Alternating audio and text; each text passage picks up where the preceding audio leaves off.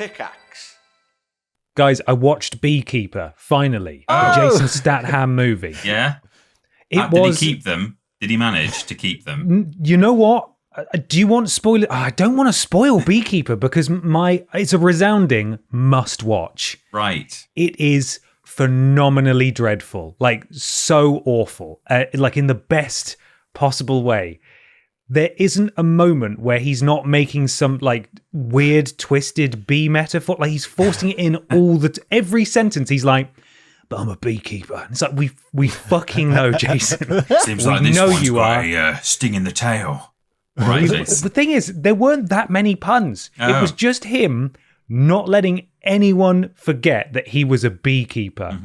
Extrapolate it out, obviously, to the fact that that's an international special super agent man. There's like only ever one beekeeper at a time or something. I can't remember the law too much. Right. But he did actually keep bees. It has some of the most hokey practical effects I've ever seen because this man, Statham, goes ham on a lot of people who come after people in his personal life. And like you can see he cuts off body parts, right? There's no blood. And you can see when it's like the fake body part. And this is a movie that was in cinemas. And it's so good. Please watch Beekeeper.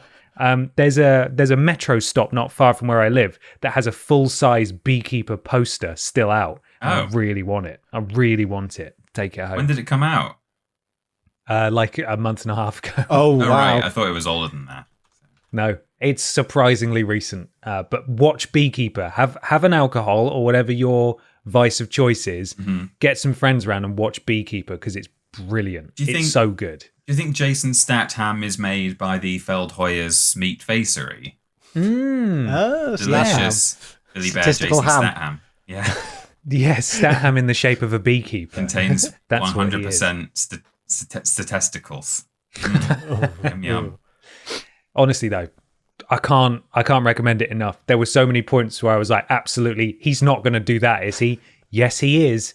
It's proper like power wish fulfillment watching as well, because this man is invincible and he takes on the most inept human beings who are supposedly special forces trying to take him down ever. And several bits of it are presented where he is basically Batman, where the SWAT team are working their way through a building and he's just taking them out one by one, but it's from the perspective of the SWAT team. It's like, this is a mental film and it's so bad. It's got Michael, what's he called? No, the guy who played fucking Alfred in the new Batman movies. He's been in other stuff too. Oh, I can't remember his name. No. Sorry? Michael Caine? Not Michael Caine. No, the more recent ones. You'll know who he is. Yeah. Is it one of the Oldmans or Newmans? What's his name? I know who you mean. I can see his face. Hang on. Oh no, sorry. I'm thinking of Commissioner Gordon, who's also not played. Beekeeper film. Let's see. Alfred. The cast includes Jason Statham. It's got Josh Hutcherson in, who is in the Hunger Games. Jeremy Irons is who I'm thinking of. Oh, right. He's in it. Does he play the new Alfred, Jeremy Irons? He was the new Alfred when, what's his name, was doing his whole Snyderverse. Oh, right. But I yeah. like Jeremy Irons. There we go. Yeah, he's got good butler energy. I wish I could tell you more. There's so many bits that I'd love to nerd out with you guys about and spoil, but I can't. You're just going to have to go and watch Beekeeper starring Jason Statham, available on Amazon Prime. I just want to know, does he release the bees? Does he use the bees as a weapon? This is definitely spoiler territory, so don't say anything. Don't give any smiles away. I can't say anything. It's phenomenal. It's up there with the KFC mini movie. That's all I'll say. Well, now, careful. That's quite the comparison. That's right. I went there. Okay.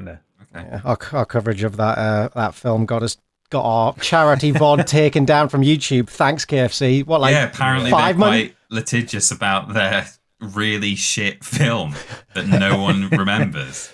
Thanks. We remember it. Yeah. I was very confident that they would not come after us, but they did. So, yeah, we had to cut that out of the VOD in the end. So late after the fact, I can only assume some poor KFC intern was scrolling through YouTube trying to find copyright infringements and came across our stream. Yeah. Well, Horrible, that's the danger, isn't it, of trying to share such phenomenal filmmaking with the world. Yeah. Only we had an intern to do odd jobs like that for us. The closest we've got, of course, is old Kevin. Old Kevin. Old Kevin. Yeah. All right, He old does that chum. music stuff, doesn't he? Yeah.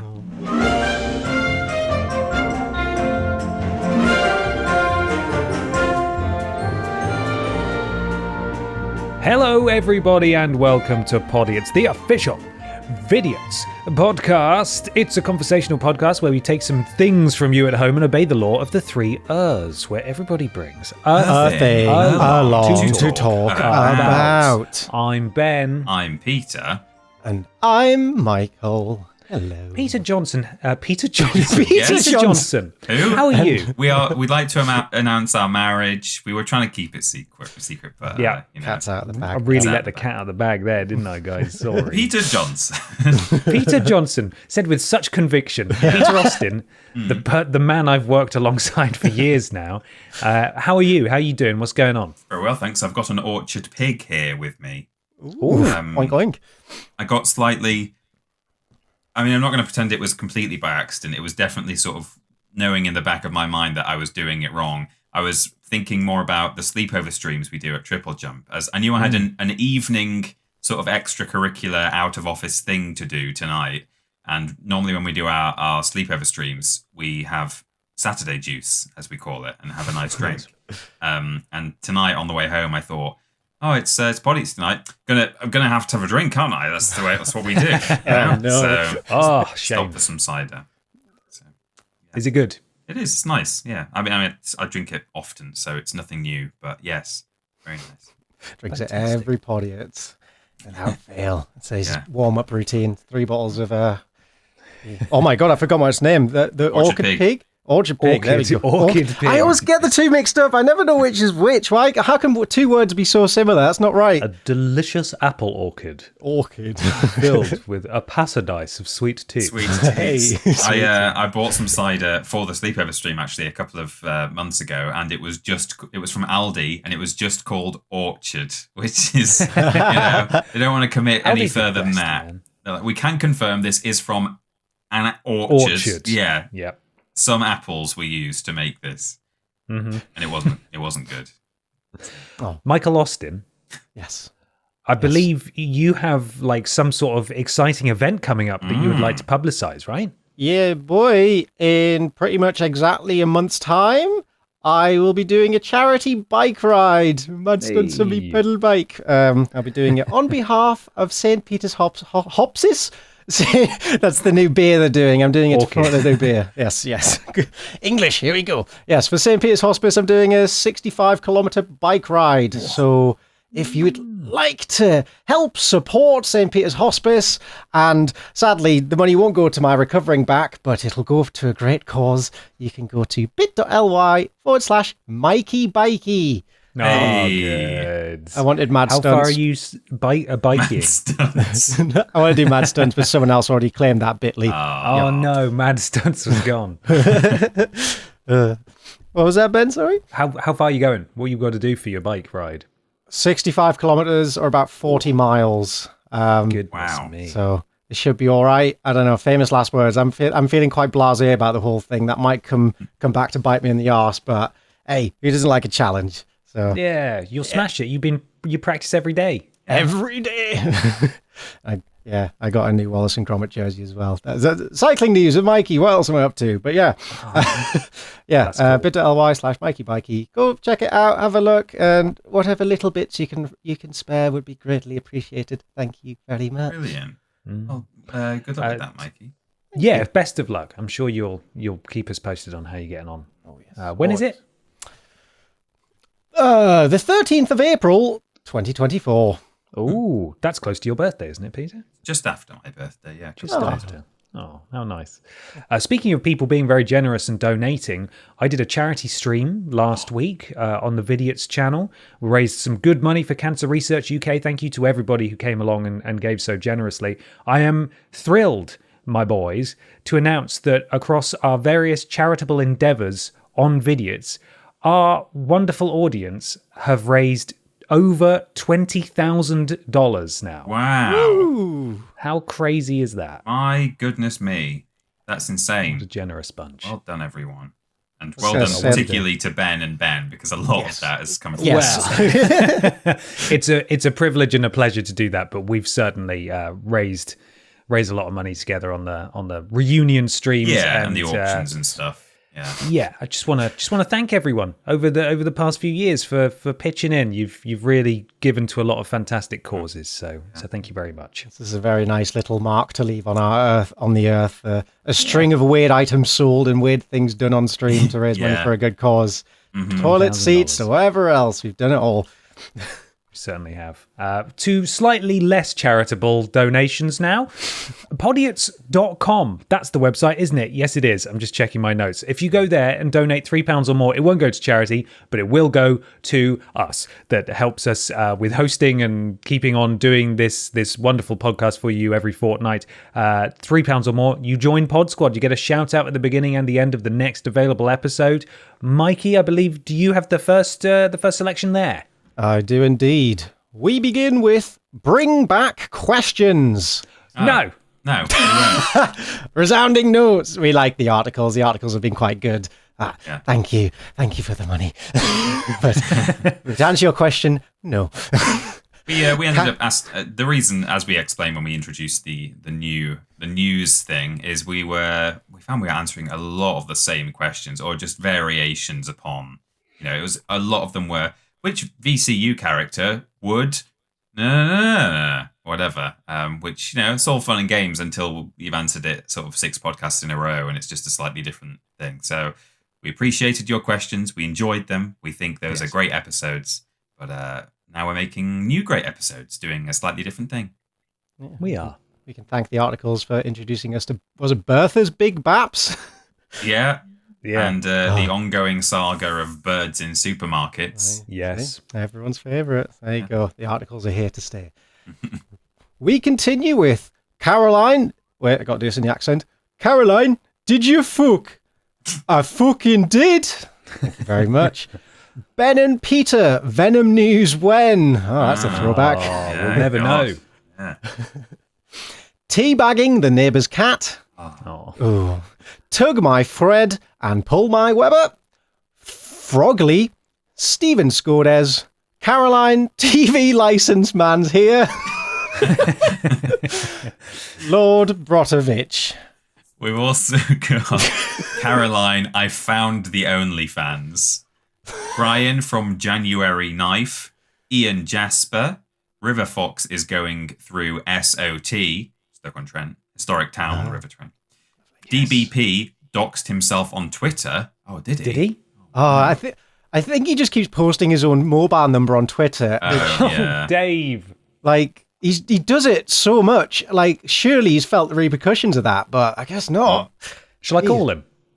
Call him Like, now. Call him and pretend God. to be the TV license man. We'll offer him a part. Offer him a part in a big movie. Oh no, that would be so cruel. Oh, that would Yeah. be really, really cruel. No, I'm not going to do that. Leave him out of it.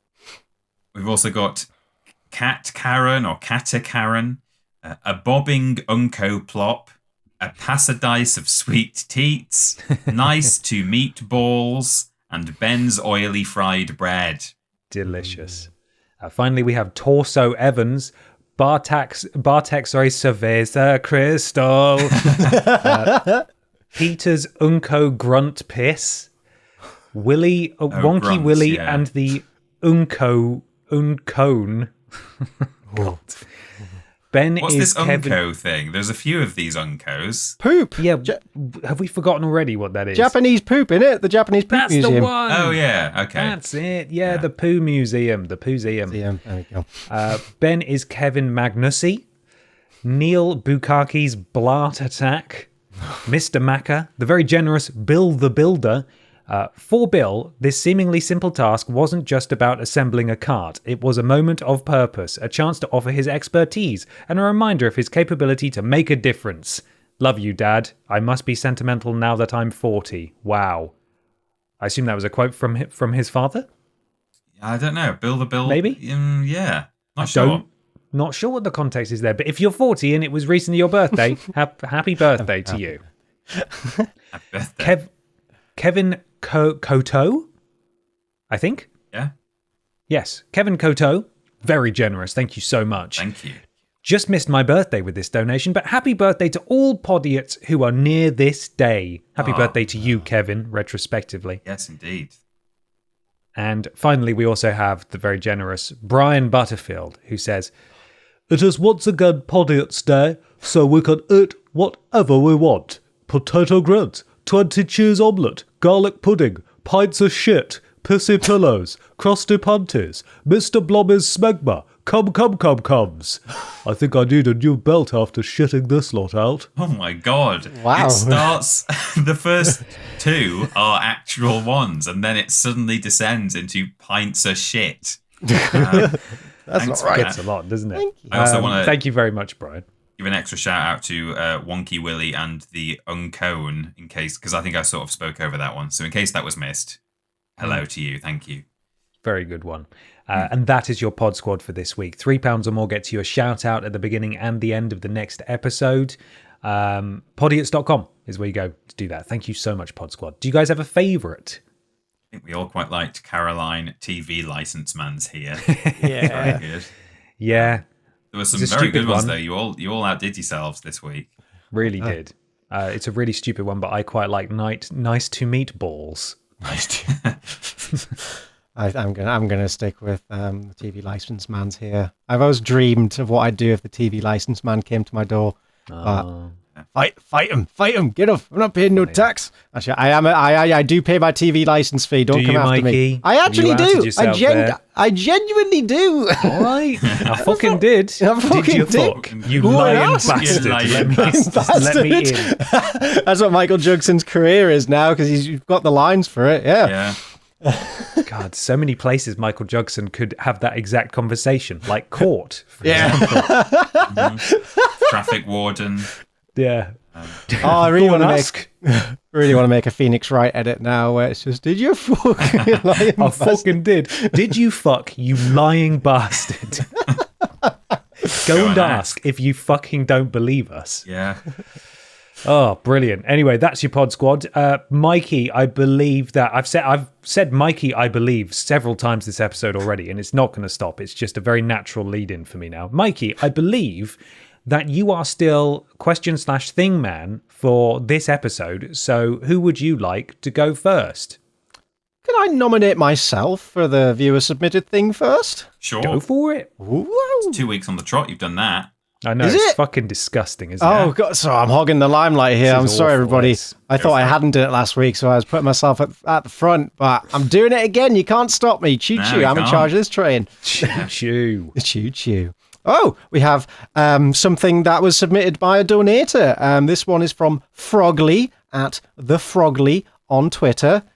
And this is an article, and the headline reads, "What do you get when you cross rodeo with skiing? The wild and wacky skijoring? Skijoring?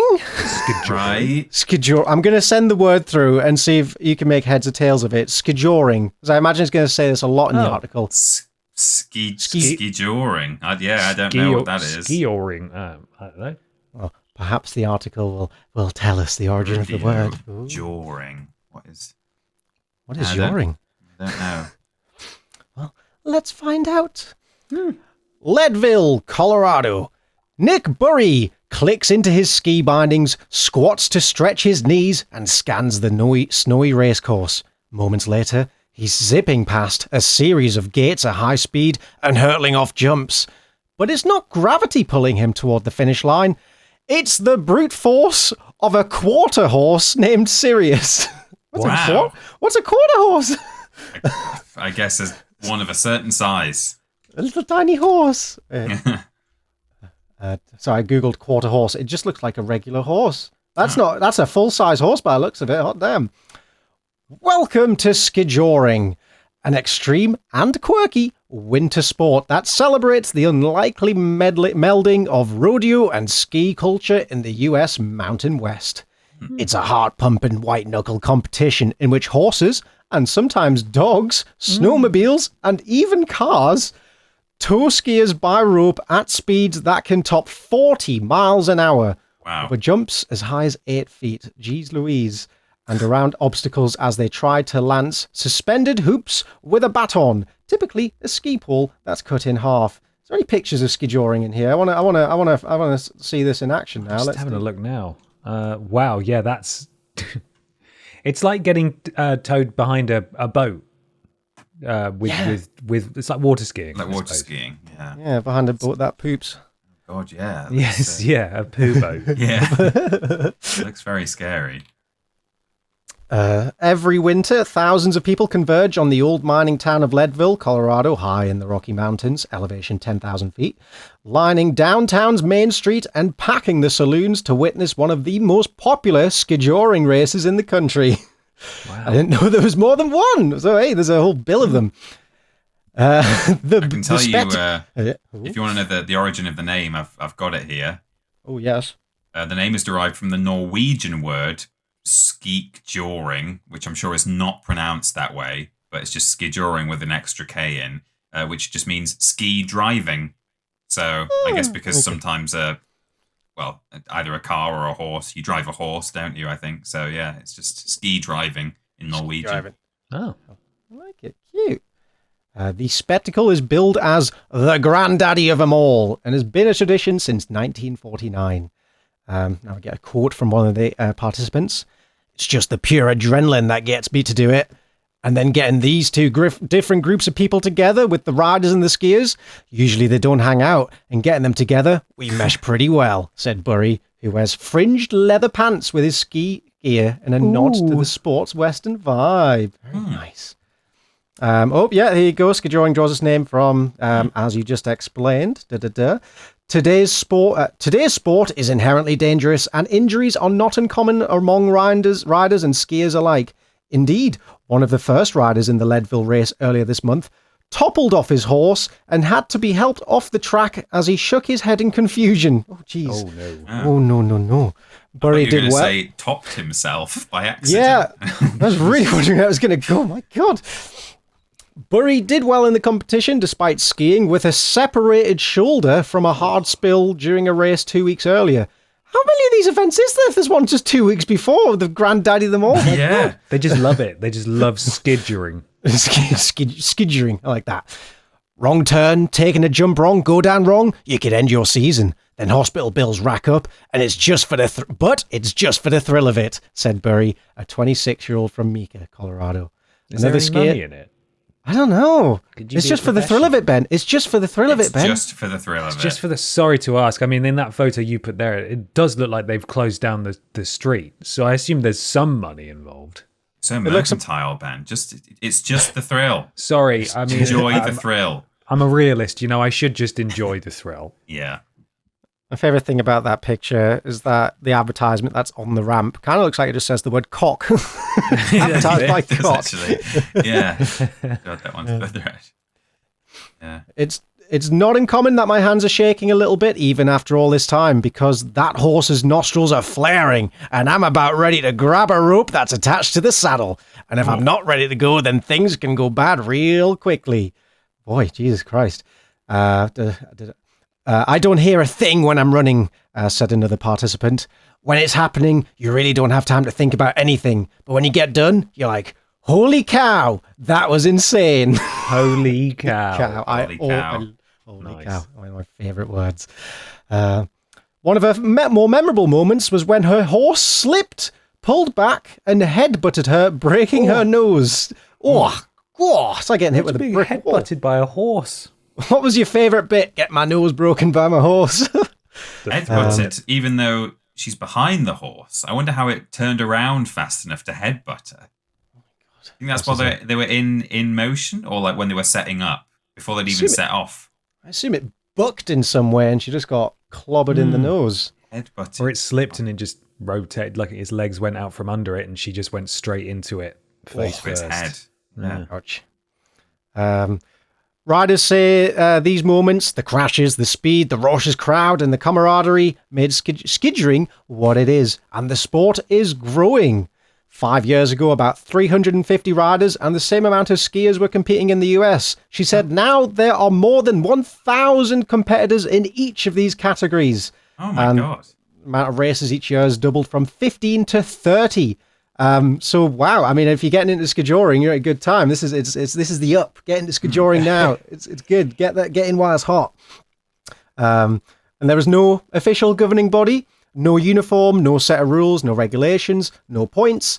It's just, as I say, Ben, for fun. For the thrill of it. The thrill of it. It's like Podiots. No money in it, just the thrill of it. Just the thrill of it, baby. Woo.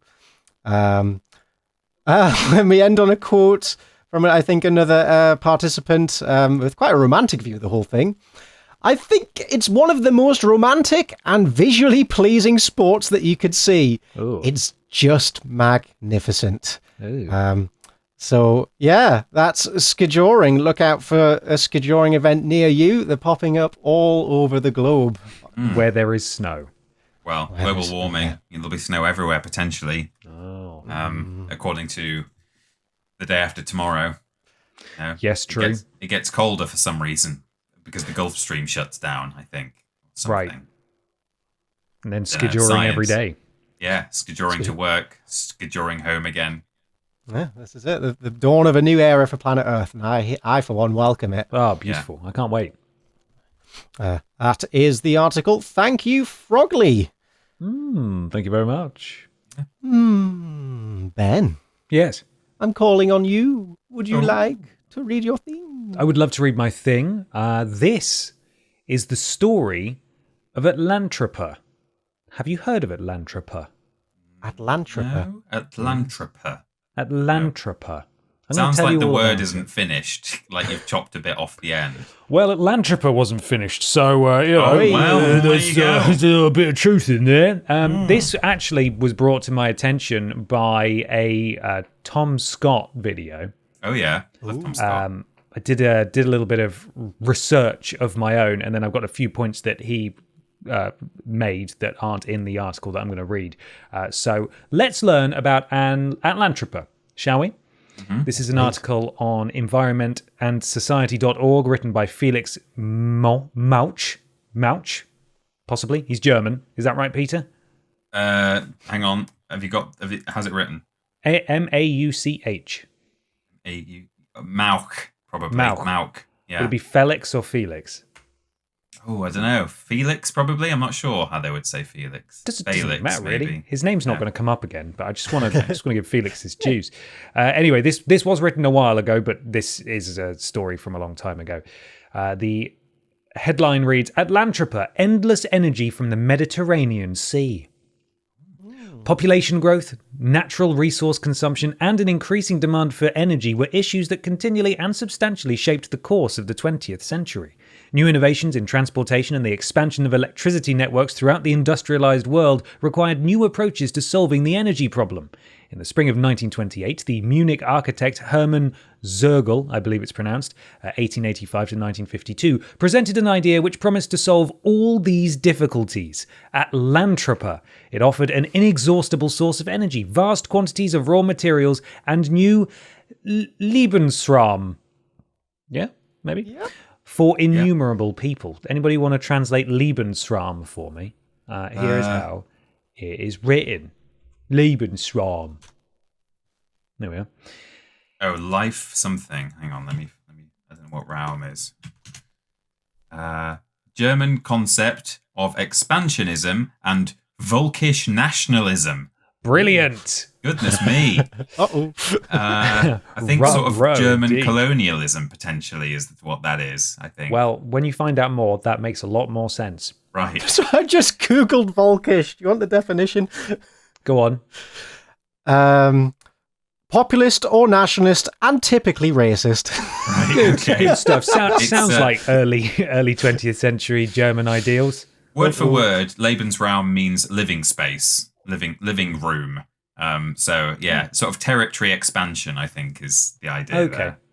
Also, I should clarify that pretty much everywhere in Europe was just a bit racist in the 20th century. Oh, for sure. They were all doing their own little expansions. They're all doing just here and there, just a little expansion We here were all a and bit there. Volkish back then, I All think. just love a bit of the Volkish. Yeah. Atlantropa united a technological utopia with political visions of reform. Zergel proposed building a giant dam across the Strait of Gibraltar to create the largest hydroelectric facility in the world. It would provide for half of Europe's electricity needs.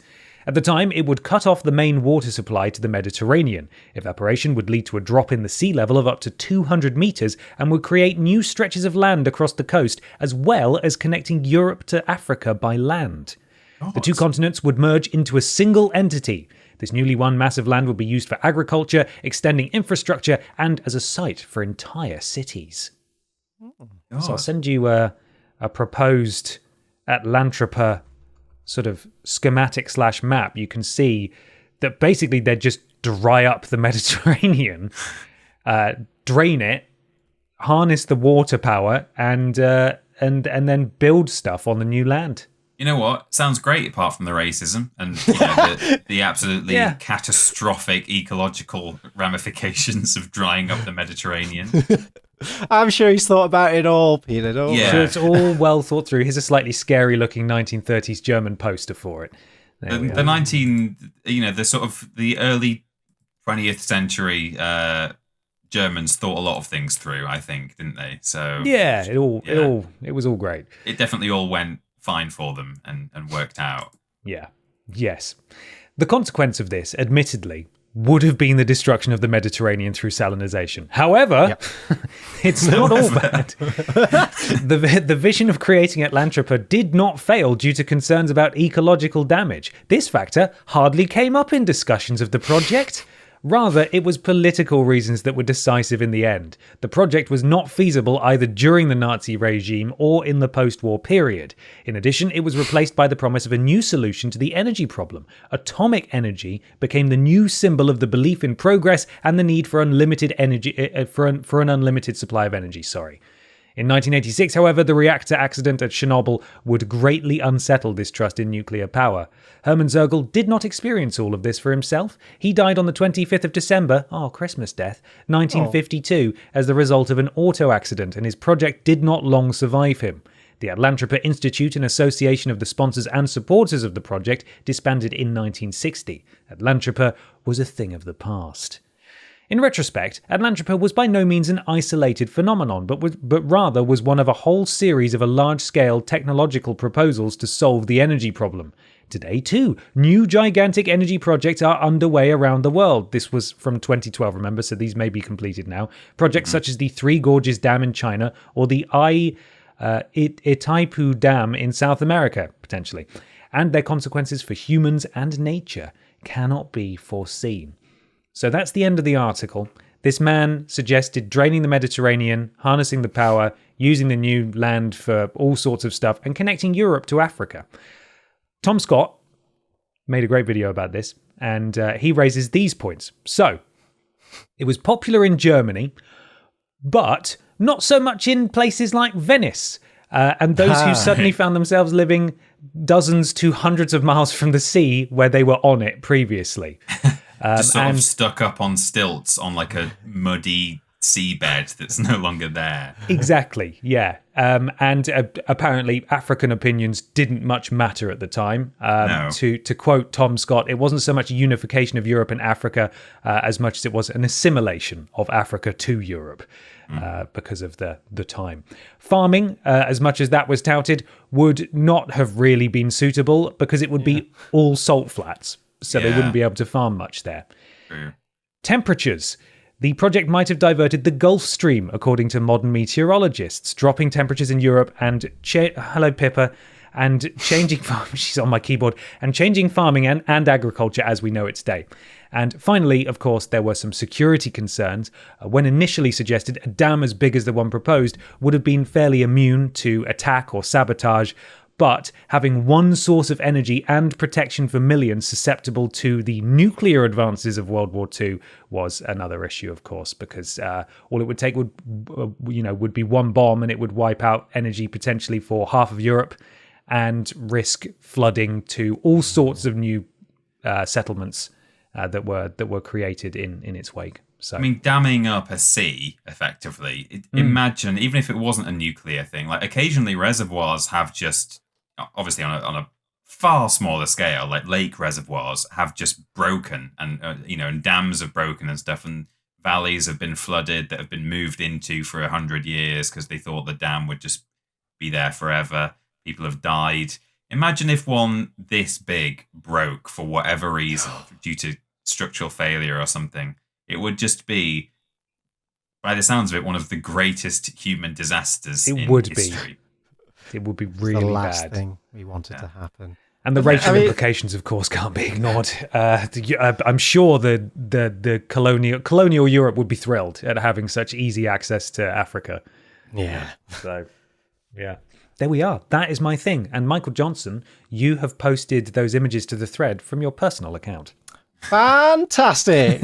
Let me delete those and get that on the right account. There is a thread of images, as always, just sort of to tease what we're talking about on the podcast ahead of time. But if you want to see those, you can go to Twitter. If you don't want to go to Twitter, you can go to vidiotsofficial.com, and our Twitter is embedded on the side, so you can see it that way as well. Shame the plan didn't go ahead, because the new apartments that build on the land kind of names itself, the Salt Flats.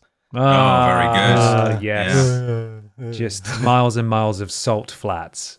Delicious Brilliant. salty floor. Thank you very much, Ben. You're welcome. Yeah. Thank you, Tom Scott. Thank you, Tom Scott. I really wish. Well, no, I don't wish. There's some really stupid plans that I kind of wish they could have executed just to see how stupid they were. Mm-hmm. Or maybe it would have made everything great and fantastic. We'll never know. But yeah, well, maybe that's one for the future when we want to reunify the countries. Thank you very much. Pangea, it's time. Let's do it. It's time. Or when it's too hot in Britain, by the sounds of it, we can just wreck the Gulf Stream and it'll cool us down a bit. Screw everyone else who's not adjacent to the Gulf Stream, but that's a solution for us. They'll be all right. Maybe. Yeah. Doesn't matter. We're not them. We'll be all right. No, it's all right. Yeah. Peter, Yes. would you care to do your viewer submitted thing? I'd love to. This is sent to us by Jareth Button at emo_hawk on Twitter, and it's according to Sky.com or Sky News. Grandmother left dangling 7 feet upside down after getting stuck in shop's shutters. I saw this. I did see this. It's so good. Yeah. Hang on. I mean, I guess I don't need to send you guys the image because you've seen it. I'll remind you. Here we go. There she is. It's just... Grandma, no. And that's only halfway up. hell of a wedgie. It's a poor choice of still there, actually, because it's there's some better ones. Anne Hughes, 71, has been dubbed Super Anne by people in her home village after CCTV footage of the incident was released. Oh, Anne. A grandmother was left dangling upside down after her coat got caught in a shop's security shutters. Anne Hughes, 71, was seen on CCTV being lifted 7 feet into the air outside a convenience store in Rhondda Cynon Taff. Is this... Oh, yes, Welsh. Apologies, Wales. She has been dubbed Super Anne in her home village in Wales and said the incident could only happen to me. Oh, that sounds like she's taking it in stride. That's good. Speaking at her home near the Best One shop in Tonteg near Pontypridd, Miss Hughes said her thought at the time was, flipping heck. It's just lucky I've got a good sense of humour, she said. The store shared the clip on its social media, and it has been watched nearly 2 million times. Wow. Miss Hughes was standing outside the store where she works as a cleaner, waiting for it to open, when the electric shutters were raised and her coat got stuck. Footage showed her dangling upside down before a shopkeeper rescued her by holding her in his arms as the shutter was slowly lowered. She said, I've been suffering falls for the past 6 months or so, and the doctors at the hospital think it's from low blood pressure. It was going up then. What a joker! I'm learning to live with the fame. I'll never hear the end of it, Miss Hughes added. The shutter was completely open. Then I screamed his name, the shopkeeper, and thank goodness he came out and lowered the shutter a little bit and managed to get me in his arms. And I can just remember saying to him, just grab me, Ed! I was worried I was going to fall, and I was pointing to the floor. But while Miss Hughes said she was shaken up by the incident, she was not injured. Good. Glad to hear it. Oh, Anne. What are you Super, like? Anne. Classic Anne, that, isn't it? It only happened to you, Anne. Yeah. Crikey. Super Anne. Super Anne. That was written by Wales reporter Thomas Evans. Very Welsh name. Yes. Thomas. Thomas Evans. Thank you very much for sending that in. Yeah, I did see this. It's a good video, and you should all, those of you who haven't seen it, should seek it out. It's a good watch, especially knowing that she was absolutely fine. That makes it far more enjoyable to watch. Yeah, I think that was like, I watched it and went, oh, that's funny, but oh, God bless her. So this article did kind of quell my upsetness about it. She's having fun with it. Yeah. Thank you, Jareth, or Yareth, perhaps, for sending that in. Thank you very much. Thank you. I am going to do my thing. Ooh. And I have just a little guessing game, if you boys would like to play a game with me. I love a guessing game. I didn't really think of a catchy title for this quiz, so it's just, which of these things were named after people? Woo! Okay. So I have like countries, brands, items, locations, and I want you boys to guess whether or not it's just a name created out of thin air, or if it was named after a person that came before it, or maybe that helped start it. Okay. Okay. So I'm going to start off with, or maybe an easy one, maybe not. Let's say buzz in when you think you know it. We'll take turns. I do this every time with quizzes. I never think about the mechanics of the quiz. Let's go for a buzz in. Okay. Taco Bell. Is it named after a person, or is it just a made-up name? Do we buzz? Yeah, when we buzz in, does the other person have to choose the opposite, or is it just first person to answer right wins? First person to answer right wins. Okay, go ahead, Peter. I think no, because I'm aware of the logo. It has a bell, and they sell tacos. But maybe that was done after the fact. I'm going to say no. It's not named after a person. You are incorrect. It is, in fact, named after a person. Mr. Glenn Taco. No, sorry. It's Glenn Bell. Glenn Bell. Glenn Bell. So, yeah, named after a person. So that's a taster. Not the name of the person I would expect to have created Taco Bell. No, Glenn Bell. When you've seen the food in Taco Bell, it does make sense that Mr. Glenn Bell made it. It's not authentic. Yeah. How about Pepsi? Buzz. That's not a person. Surely not. You are right, Ben. Okay. It's not a person. Right. Pepsi was first invented in 1893 as Brad's drink. Which I prefer. Drink, that's way better. You should have called it that. Get a can of Brad's. I'm drinking a Brad's drink right now, a cherry one. I'm going to, in this house, we're just going to call it Brad's drink now. Yeah. It was invented by Caleb Bradham, who sold the drink at his drugstore in New Bern, North Carolina. It was renamed Pepsi Cola in 1898. Pepsi, because it was advertised to relieve dyspepsia. Nope, dyspepsia. Dyspepsia. Dyspepsia. Sepsis, which is indigestion, and cola, referring to the cola flavour. Oh, lovely. Interesting one here. Main Street, San Francisco. Buzz. Peter? I'm going to take a risk that it's a double bluff or whatever bluff and say not named after a person. It's like all other main streets. Oh, Peter. Oh, what a fool. It's named Peter after... Main. Peter Main. Charles Main. Glenn Main. Glenn Main. They're all Glens. This is the running theme. Gravy Main. Okay, another interesting one. Shrapnel, as in the stuff that's in bombs. What was it? Oh, shrapnel. Shrapnel. Are you saying shrapnel? Shrapnel. Is Discord censoring I'm not sure if Discord is just noise removing the SH at the start of the word. Oh, okay, yeah. All we're hearing is rapnel. Rapnel? Is that what you're saying? Shrapnel. There we go. Thanks, Every Christmas. time you said it, it was just Racknell. Bees. Buzz. That, of course, is Derek Shrapnel. You are correct, Ben. He's named after Ben. But his, sadly, Derek Shrapnel was just using the testing of it. It was invented by a Henry Shrapnel. Henry Shrapnel. Okay. We know him well. How about poker, the card game? Oh. Buzz.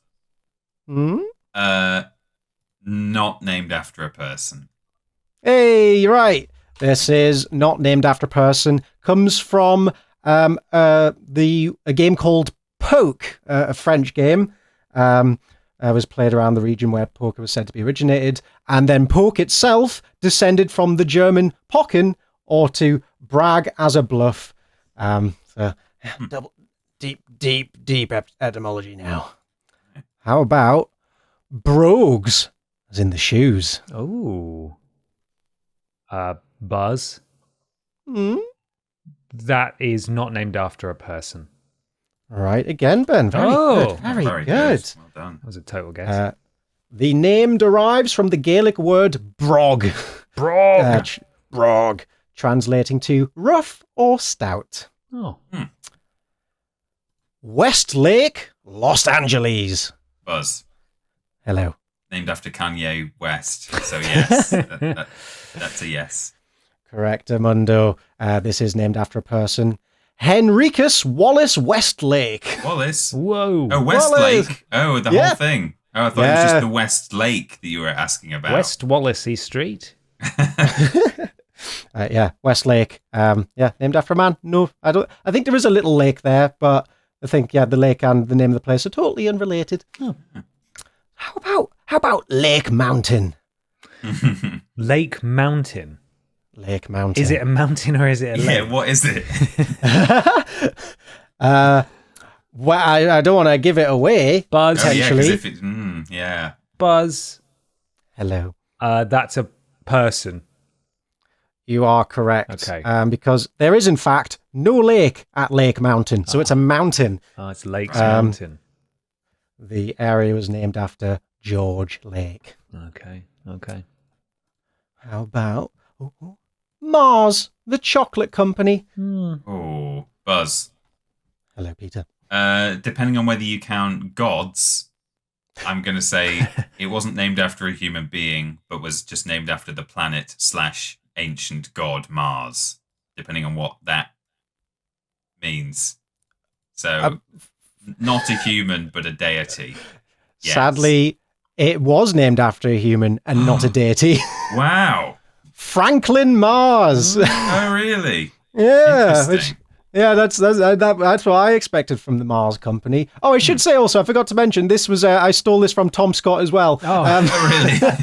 Okay. His newsletter is very good, and I'm on his newsletter, but I've not seen it this time. In one of his newsletters, there's a link to a list of companies that you wouldn't expect to be named after people, and I've thrown some red herrings in there as well. Nice. German chocolate cake. Buzz. I know this one. Yeah. Oh, Ben said Buzz first. He did. I also know this one. Yeah, are you talking about like Black Forest Gatto or just German chocolate cake? Because I think that neither of them are German, are they? So it's a person. Yes, you are right. It is named after the English-American chocolate maker Samuel German. Yeah, this was on Twitter recently, last week. I saw it there as well. Sneaky. How about another confectionery related one? Baker's chocolate. The chocolate you used to bake with. All right. Buzz, that's named after a person. Well done. It is indeed. Dr. William Baker. It's funny. How about Bailey's? Everyone's favourite Irish cream. Oh. Surely. Buzz. Come on, Ben. It's not named after a person. God, you're on fire. It is not named after a person. Well spotted. Have I got one wrong yet? I don't think I have. I don't think you have. Bloody hell. Well done. Complete guesswork. Apart from the German chocolate cake. Yeah. All skill. No skill. It says here, the name is that of a restaurant owned by John Chesterman The restaurant was named Bailey's, and so he named it after the restaurant. And then the fictional R.A. Bailey signature on the bottle was inspired by the hotel's logo, I think. That's funny. Yeah. How about Halfords, the UK bike shop, amongst other things? Halfords. Buzz. Go on. Yes. Named after a Halford.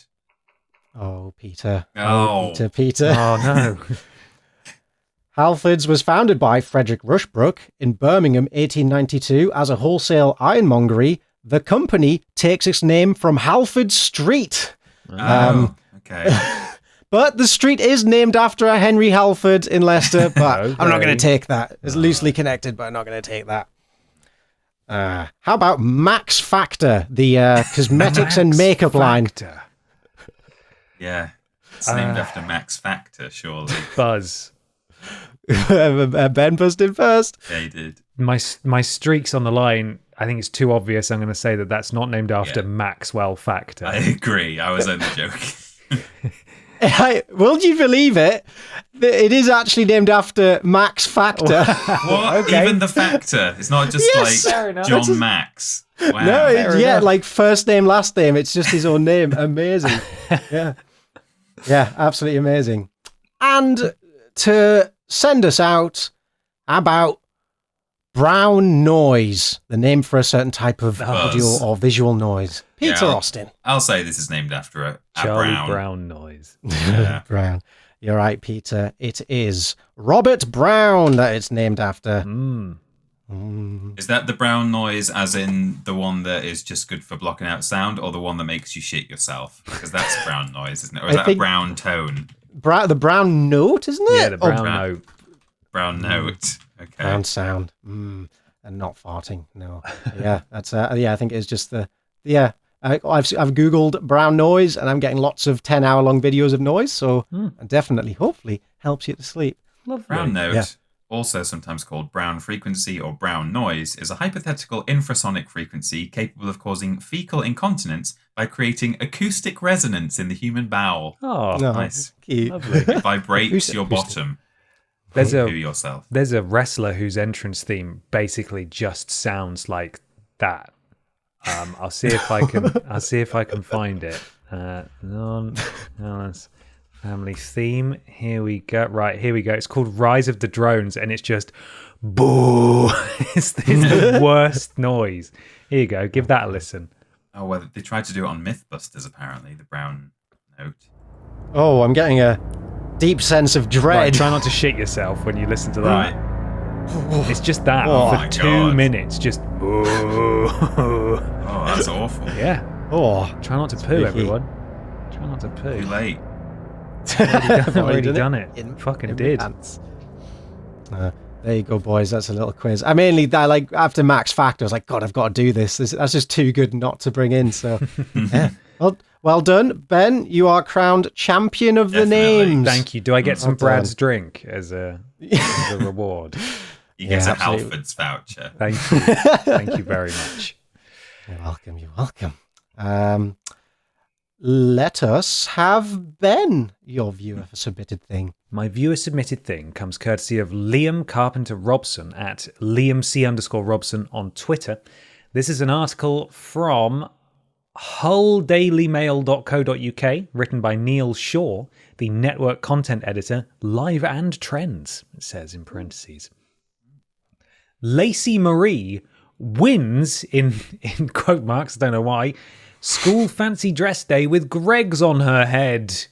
Oh, yeah, I saw this one. Her hairdresser mum used real icing and sprinkles, and even Greggs was impressed. Yeah, wait till you see what they did after this story. I won't spoil it. You go. Okay. Oh, no. Oh, God, I didn't know about the next bit. I'll put the photo in. Clearly, we've all seen it, but hang on. I've got to put it in the right chat so that can go on the thread. And there we are. Look at Lacey Marie. A Greggs superfan schoolgirl won school crazy hair day when her mum used real icing and sprinkles to create the bakery's iconic donuts and coffee on her head. Lacey Marie Maxfield, Maxfield factor delighted teachers and pupils alike after turning up to school with a Greggs-inspired donut and coffee cup stuck onto her head as part of her school's crazy hair day. The 6-year-old transformed her hair into a plate of some of Greg's well-loved staples, including a sprinkled donut, coffee cup complete with sugar and stirrer, and pastry bag. Mum Samantha Rudge was intent on creating the unique design after the school announced their Crazy Hair Day competition, commenting that the hairdo pays homage to her 6-year-old love of Greg's donuts. Oh, no. The 30-year-old hairdresser said Greg's staff was so impressed by her little one's eye-catching hairstyle, they awarded her a free cookie. That's all they gave Not her. even I a was donut. furious. She likes donuts. Not even a box of cookies or a bag of cookies, like multiple. Oh my god! She got loads of publicity off this for free, and they gave her one cookie. Oh my god! Greg's is usually like shit hot with all its advertising and Yeah. stuff. That's a proper letdown. I Oh, can't lads. believe it. What is it that she likes Balling again? Is it what was on the hair? Cookies, yeah? Yeah, give her a cookie. Yeah, that's it. Adorable photos show Lacey Marie's hair remodeled into a Greg's sprinkled donut with butter icing and icing carefully placed on the top. Ooh, Wow. two kinds. Samantha, who lives in Dudley, West Midlands, said, I just had some Greg's bits lying around the house and just came up with this idea. I had a Greg's coffee cup one morning and thought, what could I do with it? Put it in the bin, probably, and came up with this idea. She was really up for it when I suggested the idea. Lacey Marie is a big fan of Greg's. She's a donut fan. Donut. She likes donuts, guys, not cookies. Yeah. Most days. She's a donut fan. She hates the cookies, but she's a huge fan of donuts. Most days she asks to go to Greg's. She does love it. We treat her to one maybe on a Friday once a week. She's a big foodie. We thought of colours and plimsolls in the hair, but then had this coffee cup and thought, what could I do to make it a bit different? And she loves donuts. And she keeps saying this. And is a big fan of Greg's. in there. So it connects to her as well. Maybe some sort of hair design involving plimsolls. I don't really know. All right. Samantha, who is also mum to 11-year-old Lily Cherie Maxfield, said little Lacey Marie ended up winning Best Girl in her school's competition thanks to her bakery-inspired hairdo. The mum of two said, I knew we had the fake donuts you could... Hang on. I knew we had the fake donuts you could put in your hair... Huh? And thought we could make that into a real donut. We... Right. Faked it. We put... Oh, this is a hair thing to create that style. It's kind of like a bun, like a and yeah, you put like a fake You put the hair kind of around donut it. and you wrap the hair around it. Right. Okay, that makes sense. We put butter icing, cocoa powder, and sprinkles on her hair to make it into an iced donut. She loved it. She loves donuts. Loves donuts. She loves donuts. Donuts? The Greg's paper, napkin, and coffee cup were all stuck on with double-sided tape. It was completely off by the end of the day. I knew it would stay on long. It got more of a reaction than I thought it would. She actually went into Greg's with her hair like that, and they all loved it and gave her a free cookie. Okay, so it was the local Greg's. Corporate Greg's might end up doing something. Okay, more so significant. I guess the local Gregs aren't necessarily allowed to just hand out loads of stuff. Someone's That losing changes their it a job bit. over that now. It's been Yeah. reported. But corporate do need to give her something. They do. Sure. A fucking donut. It's easy. For Come on, the lads. love of God. And the teachers loved it. She actually ended up winning Best Girl and won an Easter egg. So there you go. I do like doing creative things like this. I thought no one is going to think about doing something to do with Greg's. And that is the end of the article. I'm now just getting served all those things you usually get on local news. Like if players knew this, they would stop playing, from Buzz Daily Winners. Incredible, the TV box everyone is talking about. Access all channels? ? Picture of a cross section of a big aloe vera leaf with the goo coming out. Joint doctor begs Brits to repair joints with this tip every morning. Please. People for the click love on of this, God, don't they? Put me out of a job. I need you to do this. Don't replace your windows until you read this. God, I think I need to read it, guys. I don't think I can stop. Anyway, that is my listener/viewer submitted thing. Thank you very much. I believe that was that Liam. I'll double check. Yes, thank you, Liam. Lovely. Thank you. Peter, would Yes. you like to finish us off? That's not right. There. would. Would you? Do you want to finish I'd off? love But yeah, to. go on. Give us a hand. Go on. Since we're married, sure. I've got a write-up here from Dr. Simon Young, who is a folklorist, a professional academic folklore studier. I've for a while now, I've been trying to find a good write-up of this story because I'm aware of this story, but I've only ever heard it in like podcast form, and I've wanted something to read to you, and I probably should have done the legwork myself and written something up. But anyway, I've gone with this one by Dr. Simon Young, and I am going to have to jump around a little bit because he does do a pretty extensive breakdown of this story. But I kind of want to just give you the details. Mm-hmm. So forgive me if I seem to be jumping around a little bit, but I'll do my best. Okay. So this is the story of an encounter that took place in Woolerton, and it's called the Woolerton Gnomes. Ooh. So what happened at Woolerton, Simon says. The Woolerton Gnomes was a classic anomalous encounter. In the autumn of 1979, a half-dozen primary school children went for an evening walk in Woolerton Park in Nottingham. These kids were then approached by 30 gnomes that were driving in small cars. Okay. Would you believe? I wouldn't. Things got stranger from there, and the children eventually ran from the park to escape their gnome pursuers. So that's the little intro. If I scroll down now. God. Did you fuck, you lying bastards? You lying bastard. Doing stunts and that. What happened in the encounter, asks Simon later in this document. The children were out together for about 2 hours that night from 8 p.m. to 10 p.m. They went to the park soon after they met up. The jumble of different accounts in source one, he's earlier in this document, he's gone through a couple of the different sources of this story. Because it was actually written up, the kids all went to the same school, and they went to school the next day or the next week, and the headmaster sat down and interviewed all of these kids and recorded it on tape, which nowadays you'd probably get like sacked for doing that. But, he was, in terms of preservation of this strange story, it was a really good thing that he did. But yes, the jumble of different accounts in source one make it difficult to follow exactly what transpired and when. However, my impression is that there were 2 encounters. In the first, 4 of the children penetrated the swamps area, which is in air quotes. I think that's just what the kids called this part of the park. Yes, the bog, by crawling through a fence. The gnomes then came out to drive. Patrick and Andrew fell into the mud as the cars came after them, perhaps even because some of the gnomes dropped from trees onto them, according to source 2. In the second encounter, the children had left the swamps. The whole group was running towards the gate, and the gnomes came out in their cars. As the children left the park, the gnomes did not follow. They were, the children suggested, scared of the lights. Interestingly, the children did not go straight home. The encounter seems to have been strange rather than traumatic for them, though one child, Glenn, cried, and in source 2, we learned that the gnomes were believed to steal children. So we also have a section here called what did the gnomes look like? Okay, here we go. Or why gnomes we'll start with. Well, this is apparently because the children employed this word in their accounts. The word dwarf was also used once in the interviews. Perhaps also because the entities were, as described, reminiscent of the typical English garden gnome or big ears in Noddy, who, interestingly, did used to drive around in a little car. So, interesting. What did the gnomes look like?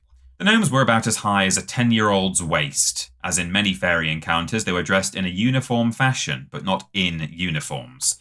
They had yellow tights and blue or green tops. The tights or trousers had some patches on. They had blue caps with a bobble on the end, and they had white, red-tipped, or black beards. We're lucky that pictures by the children survive. So I don't know if you guys will be able to find them on Google right now. Yeah, but I if think not, I've just posted one. Right? Is that? Yeah. That's what it looks like. Yeah, that's one. That is one of the official images that the kids. That is incredible. Look at the little car. Yeah, that's a gnome in a car. Can't dispute that. It is. The cars were red or green and blue. All 3 of the children interviewed in Source 1 agreed that there was more than one colour on the cars. The cars seemed to have been 2-seaters and to have had triangle-shaped lights. In fact, it says earlier in the article that there were 2 gnomes per car, one driving and one in the passenger seat. Do they have flames or spoilers or anything? Probably, yeah. The cars seem to have, been two-seaters. Is this a child describing, as Chris Woodyard suggests to me, that's one of his colleagues, the old-fashioned tapered headlamps in the interwar period? The gnomes steered by leaning to the side, which recalls to this writer bumper cars at the fair. The gnome cars did not obey the normal laws of physics. They were able to jump over logs and left no marks in the mud. There was no noise from the engines, but the children did hear bell sounds. Now, there was one more bit I wanted to read. Here we go. What was this one-off encounter? In Source 1, we discover the children, or at least some of them, had seen the gnomes in the undergrowth in the summer holidays earlier that year. That encounter had... Sorry, this is entitled, Was This a One-Off Encounter? Not Was This. So they'd apparently seen the gnomes earlier that year. That encounter had also been after dark. Patrick's older sister, Mandy, claimed she saw the gnomes on the day after the sighting. There were about 6 of us... there were about 6 of them coming round the back of Woolerton Castle. They were just like those that Patrick saw. In Source 3 and 4, and in Frank Earp's essay, there are details of other sightings of small humanoids in Woolerton and Nottingham in the years before and after. The reader must decide whether this is proof of a local presence or proof of local folklore. And finally, what were these gnomes? There have been suggestions over the years as to the true identity of the gnomes. Were they children glimpsed in the night? Were they elementals? Were they men in golf carts? Because I think there's a golf course nearby, apparently. Were they a noddy tulpa? And I've Googled the word tulpa, and apparently it's a concept originally in Tibetan Buddhism, which is a thought form. It's like a projection of something in your mind, apparently. Similarly, were they some kind of egregore, which is the same thing. And was it all an elaborate joke, or were they earth energies coalescing into human form? The mind boggles. Now, I should say, I think it would be correct to say that Simon Young here, I've listened to a lot of his stuff. He's very much a skeptic. He just is interested in the notion of these stories. Mm-hmm. So I think he's very much playing devil's advocate to various other people who are suggesting these solutions. He's not necessarily saying, I think earth energies were coalescing into a physical form. Right. But as much as we've all had a laugh about this, it was taken semi-seriously at the time. And I think people did believe that these kids had seen something, and they weren't necessarily just entirely making it up. Of course, they could have been mistaken, and there weren't gnomes driving around in cars in the park. But this is just a strange encounter that has kind of gone down in folklore study history. So there you go. I finally found an okay write-up that I did have to jump around a little bit, but I thought you might like to learn about the Woolerton gnomes. Yeah, that's really interesting. I've just watched... I'm on a roll at the moment watching movies that deserve all the awards. It's a comedy that's just come out starring Zac Efron and John Cena called Ricky Stenicki. What? What is this? And in it, I've not even heard of this. They, Zac Efron and his friends from childhood invent an additional friend called Ricky Stenicki, on whom they blame every misdeed they have ever done. Until it continues into adulthood, and eventually their partners, wives, etc., want to meet Ricky Stenicki, so they hire John Cena, who plays a washed-up actor, to play Ricky Stenicki. I'm not saying that these kids did something destructive in that park and then invented a fleet of car-driving gnomes, but I am suggesting that it could be very similar to the plot of the as yet non-award-winning Richard Stenicki. It could be that. Yeah. I feel like there's truth to the story because one of the boys admitted to crying at the scene. That's true. Boys don't cry, do they? So yeah, exactly. That's true. Yeah. There's I think one of the things that Simon Young leans towards when he talks about it is he thinks it's all too similar to the idea of Noddy, which is, even back then was a very familiar character. He's by Enid Blyton, and I think he was also on TV at the time in a very early kids' TV program. And I mean, Noddy literally drives around in a little car that sounds a lot like the one described, and his friend Big Ears is basically just a gnome. So, he thinks whether they either completely made it up and just said, "Oh, let's say we saw some Noddy-style characters driving around," or if it was some kind of misidentification or kind of a story that got away from them, and they were like telling a ghost story and then started to believe it or something like that. But yeah, he says he just thinks it's all too similar to Noddy to be necessarily anything supernatural. I think is fair enough. How peculiar. It's just a little army of gnomes in cars. What a whimsical night. I wonder if those audio tapes have survived in some way. I want to hear the kids like feverishly trying to explain. Because I think that all of that text is taken from a small write-up he did, but he's done like this huge like deep dive onto all the sources and stuff. He's looked at like what the light levels would have been at the time. He also says it's like way too dark for them to have actually been able to see anything. There was no street lights, and it was like at that time of night, at that time of year, it would have been too dark. So he's like done a real deep dive, and I think he was able to get hold of the audio tapes and like transcribe what was said. So I think they are out there still. Truth is out there. The gnomes are out there too. Yeah, look out. Mikey. Well, that was excellent. Thank you, Peter. You're welcome. Thank you, Peter. And thank you, everyone, for submitting your things. We will, of course, be back in a couple of weeks' time. Don't go anywhere just yet, though. We've got some things to tell you about first. Mikey, I believe there's some kind of shop. You're darn tootin'. If you head over to vidiotsofficial.com and click on that lovely, lovely, enticing little shop button, you will be greeted with a veritable bounty of clothing items and other things, including stickers, mugs, hoodies, shirts. Go take a look. Yeah. It's all lovely, and it fits on your body. It does. Probably not the mugs. It fits well good on your body. You could try. Your mug. Yeah, you could stick it on the end of your hand, maybe. There you go. Yeah, mug gloves. Yes. There you go. New one for Lovely. you. Instagram. It's Vidiots Official. Oh, go on. Vidiotsofficial.com. Yes. That's where the shop is. Instagram and TikTok, we are at vidiots.official. There's all sorts of stuff going up on there. Some clipiots, legacy clips from old content. There's clips from episodes of Podiots, little like quizzes. For example, there'll be a post going out in advance of this episode releasing asking whose thing is this based on a cryptic photo, and you've got to go, who do you think it is? All sorts of little bits and pieces. So that's vidiots.official on Instagram and TikTok. We are on YouTube, Twitter, Facebook, all.com/Vidiots Official. All one word. Our Discord is vidiotsofficial.com/Discord. Thank you to Tommy and Fleckers who mod us over there. Go hang out with Vidiots viewers and Podiots listeners. And of course, twitch.tv/VidiotsOfficial. Thank you everyone who came along to the stream the other week. No planned streams currently, but I'm sure there'll be one before too long.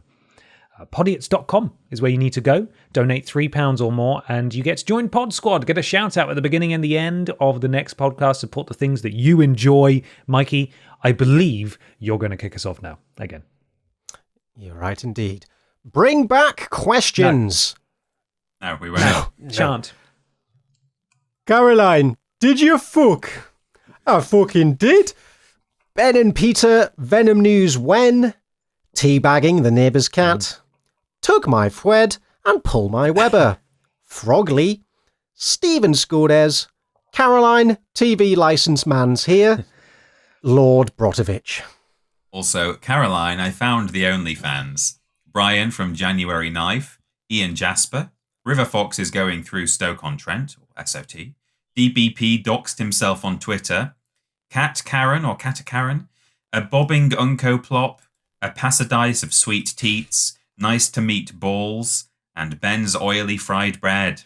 And finally, we have Torso Evans, Bartek Cerveza Crystal, Peter's Unco Grunt Piss, Willy Wonka and the Unk Own, Ben is Kevin Magnussi, Neil Bukaki's Blart Attack, Mr. Macca, the very generous Bill the Builder, the very generous Kevin Couteau, and the very generous Brad Butterfield.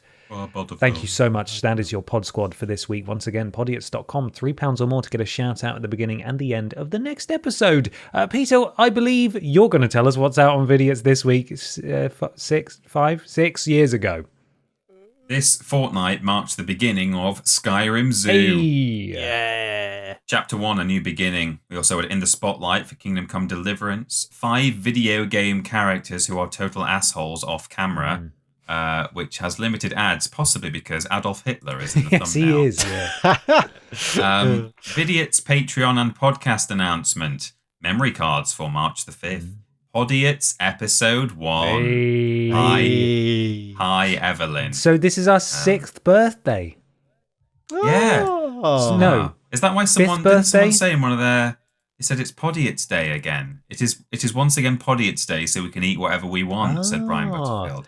I don't know if he just meant every fortnight or it's actually our birthday. Yeah. I mean, it either works. So it's our 5th birthday and our 6th anniversary. Have I got that right? Yes.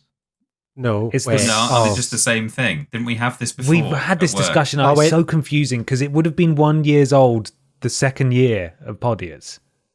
No, it would have been like when for instance, on my first wedding anniversary, my marriage turned 1 year old. So Yeah. anniversaries and birthdays are They're the same thing. thing. So it's the 5th anniversary. It's the 6th anniversary of the first episode. Yes. Yeah. Yeah. This is This is really hard. Why is this so I'm hard? not sure anymore. And it's Podiots' 5th birthday because it would have turned 1 in 2019. Yeah, it turned 1 in 2019, 2 in 2020, 3 in 2021, 4 in 2022, 5 in 2023, 6 in 2024. So it would have turned 6. 6. So is it the 7th Oh, this is all anniversary? very Help. confusing. That was What's easy. going on? That was easier to Help. do than 2024 minus 2018. Please. To count up 1 year. In at your a pod time. squads for the next episode, please tell us which birthday and which anniversary we're on. How I'm old are sure we? they're the same thing. I think it was just 6. It's so hard. Why is this so hard? I don't know. Don't know. Anyway, Prove It. Pokemon Yellow version part 1. That's the gaming bit. Worst games ever. Little Britain, the video game, a classic. Classic. Skyrim Zoo Chapter 2, Draft's Fortune. Post some tap number 4, Meth Head Pokemon.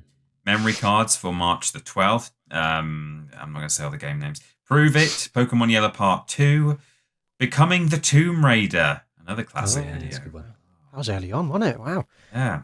Left 4 Dead Steering Wheel Challenge for Piece of Cake. And finally, Prove It, Pokemon Yellow version live action challenge with the Nice. stinky egg. Oh, God, yeah. Palmoose egg. Palmoose egg. Lovely. Mikey, where are you on the internet? At Parrot Boy on Twitter and Instagram is the best place to keep up with what I'm doing. And also bit.ly/Mikey Bikey if you want to donate to a charitable cause. yeah. Thank you. And Peter, where are we? You can find me at That Peter Austin and Ben at Confused_Dude on Twitter. And you can find us together presenting and doing other things at Team Triple Jump.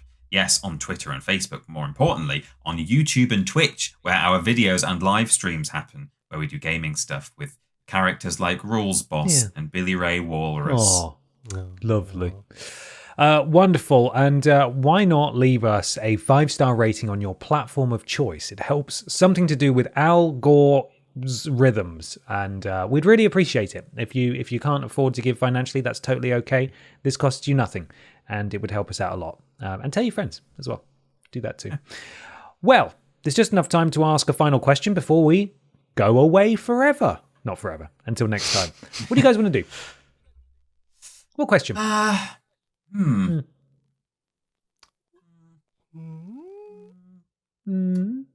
Yeah. Do you think they should have drained the Mediterranean? Yeah. Yes or no? Yes. Should we What a still do binary it answer. now? There's no nuance. Should we still do it? Yes. We should. Yes. Yes. Drain it. Drain it. Drain it. Drain the swamp. Drain everybody. Come on. Drain it. Drain it. Drain it. Drain. They can't silence us all. Well, there we are. Thank you so much for listening / watching, everybody. We'll be back in a couple of weeks' time. Look after yourselves. Goodbye. Bye. Bye bye.